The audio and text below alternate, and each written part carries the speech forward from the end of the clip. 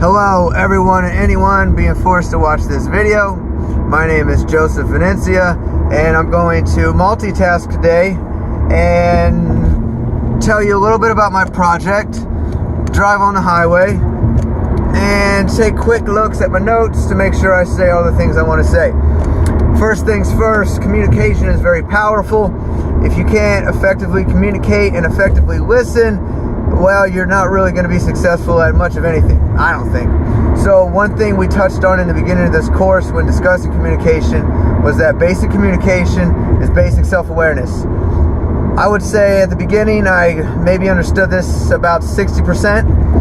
I 100% believe that there is leaps and bounds to be gained from just paying attention and becoming more mindful of not only your communication but all your actions and how those actions are interpreted and perceived by other people. So I decided to start my project with a bit of self-reflection and come up with areas of improvement or situations in which I wanted to view myself improved in. One of those areas was to decrease the amount of profanity I use at work. Another area was to practice a longer form dialogue with another person, almost like a podcast style where there's a lot of back and forth and sharing of ideas and discussing of all sorts of other topics. So my plan of action was to start with knowledge absorption. Okay, I wanted to start learning and really hearing more and more about what good communication entails. For this purpose, I bought 2 audiobooks. One was called The Psychology of Persuasion by Robert Cialdini. The other was called You Just Don't Understand by Deborah Tenon. Both of these were recommended by Professor Lewis and proved very useful, even though I'm only about halfway through them. So my project, it consisted of 2 extended dialogues. As I said, one with a new person and one with a familiar person. And each person was asked to fill out a feedback questionnaire afterwards. And this was a series of questions I put together that really forced me to think about how I wanted to be perceived and how I wanted to portray myself to the people I communicate with.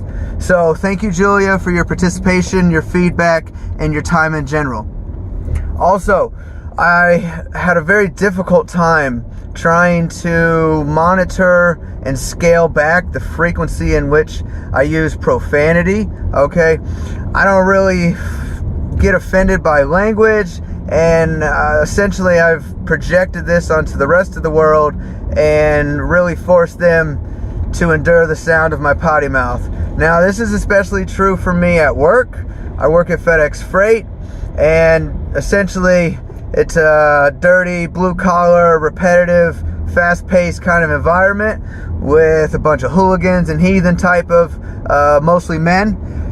So my language is almost encouraged to be filthy. It's almost the filthier the better. If I could get a chuckle or a smile out of some of the guys and maybe help boost their morale, well, that's worth it. However, as I approach promotion and traveling through the ranks of leadership, I don't really want to be known as the dude that's dropping F-bombs and swear words and vulgar language on the regular. I at least need some control of that. So I decided to use this project as an attempt at that. Now, I decided that a daily journal that would almost replicate a swear jar, if you will, would be very helpful.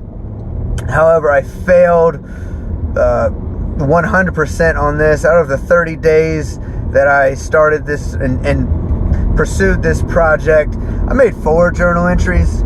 They were at the end of a week and almost served as like a summation of what did and didn't happen for that week in regards to communication improvements.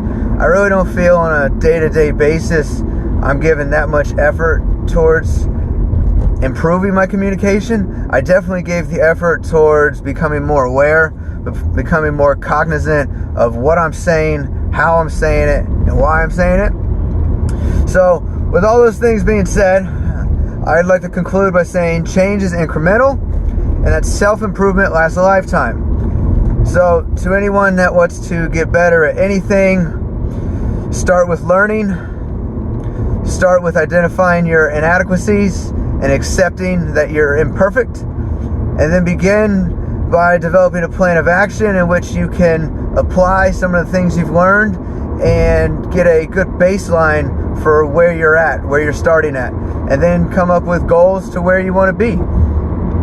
Thank you, and that's it. I didn't wreck.